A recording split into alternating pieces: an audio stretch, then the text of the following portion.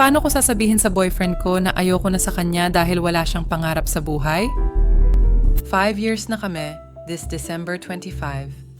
And sa loob ng mga tao na yon, never ako nakarinig sa kanya na may pangarap siya para sa sarili niya at para sa akin. Kung meron man, alam ko sa sarili ko na di ako kasama doon. Paano ko alam? Sobrang ramdam ko. Every time na tinatanong ko siya, ano ba gusto niya mangyari sa buhay namin, sabi niya lang, ako na bahala doon. Pero wala naman siyang ginagawa para maging better as a person. I even asked him once if nakikita niya ba ako sa future niya. Sagot niya lang, oh. Pero never naman niya nasabi mga plano niya even sa mga dates namin ako pa nag-aaya. I mean, keep up naman oh haha. Nakakapagod lang and ang unfair. Para sa akin, lahat ng first ko, siya yung kasama ko. Lahat ng plano and future ko, kaming dalawa yung nandun. Siya yung nakikita ko. Pero bakit para sa kanya wala ako? Haha, ang sakit-sakit mo naman mahalin. Tignan naman natin ang comment section. Matanda na yan. Kakayanin niya yan.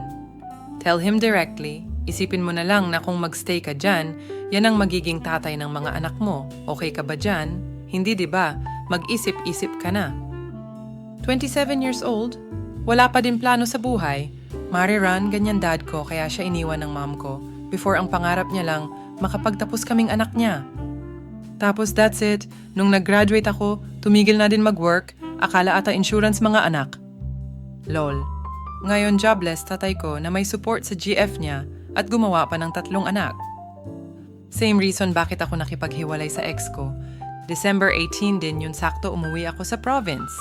Kaso sa chat ko na lang nasabi na ayoko na ituloy yung relationship kasi na-fall out of love ako and gusto ko na lang muna mag-grow by myself. Diretso sabi wala nang explanation. Kaso ayun nga lang, chinismis niya ako na may other ako kaya nakipag-break. Pinabayaan ko lang yung chismis niya kung saan siya magiging peaceful. OP, same experience sa ex ko. Nakipag-break ako sa kanya officially after 8 years last year. Tsaka tumino kung kailan ako nakipag-break sa kanya pero sabi ko sa kanya, it was too late. Sayang panahon, OP. Cut it when you can.